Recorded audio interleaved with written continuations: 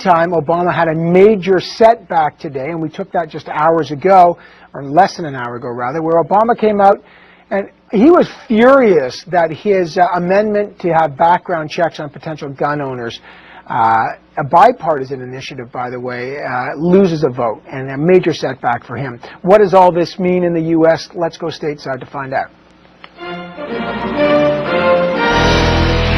In Washington, Republican strategist Ford O'Connell is here, and a New York political commentator, former special assistant to President Bill Clinton, Keith Boykin, is here. I'll get to this gun control in a minute, but let me just start with Boston and Washington. Ford, I know you have ties in Boston. Your mother's home is 4 blocks away from the tragedy. Is national security back on the agenda? And if so, what does that mean? Well, in this post-9/11 world, I think that we have to be alert. It's impossible to garrison a marathon. This is 26.2 miles. We're going to have open events. We just have to be alert. And, you know, our thoughts and our prayers go out to the 3 that died in Boston, the 170 injured, and the dozens of amputees. It's a sad day, but Boston's a resilient city, and they'll fight back. Ford, what's your take? The president basically said if you voted against this, it was a bipartisan piece of legislation. He basically says you will pay at the ballot box. What's your view? I think the president's actually wrong. I think that the Democrats who voted against it will not pay. They're fighting for re-election in red states, and you got to understand that when it comes to the Second Amendment, this country is very divided. We are the United States. That's 50 different states under one flag, and essentially many of the different regions of this country feel very differently about it.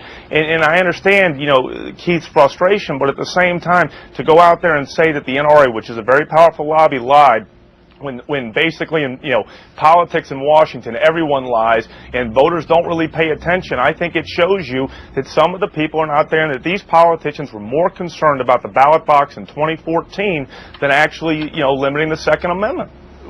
Had this gone through and passed through Congress, would it have taken the gun out of Adam Lanza's hands, the Newtown killer? The answer is no. You know, I'm just saying that. And the question is... You're not asking me that. No, I am, because I'm saying the question is, are we going to mitigate gun violence or limit the Second Amendment? I really thought going into this background checks would have gotten through, and I think the president thought there was a good chance. But really, at the end of the day, when it comes to the Second Amendment and guns, as a nation, we are very divided. And what happened in Newtown is obviously a tragedy.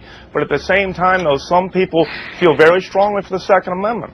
I don't understand this misunderstanding that people are putting out there, that somehow the American people are divided. There is no division. The only people who are against this are the NRA and a few of their lobbyists. Keith, I traffic in cynical politics, and let me tell you something. Politicians never get ahead of their constituents, and they never get ahead of the ballot box. You can throw me all of the polls out there. In fact, I cited that Quinnipiac poll with Evan 2 weeks ago, and I will just tell you right now, these folks were fearful of the ballot box. They didn't think this bill was going to get through, and essentially they didn't think President Obama was going to protect them. President Obama spent so much time shaming Republicans, he should have probably spent more time shaming Democrats. And we know there's safety in numbers, and right now, to shame Republicans versus Democrats is ridiculous.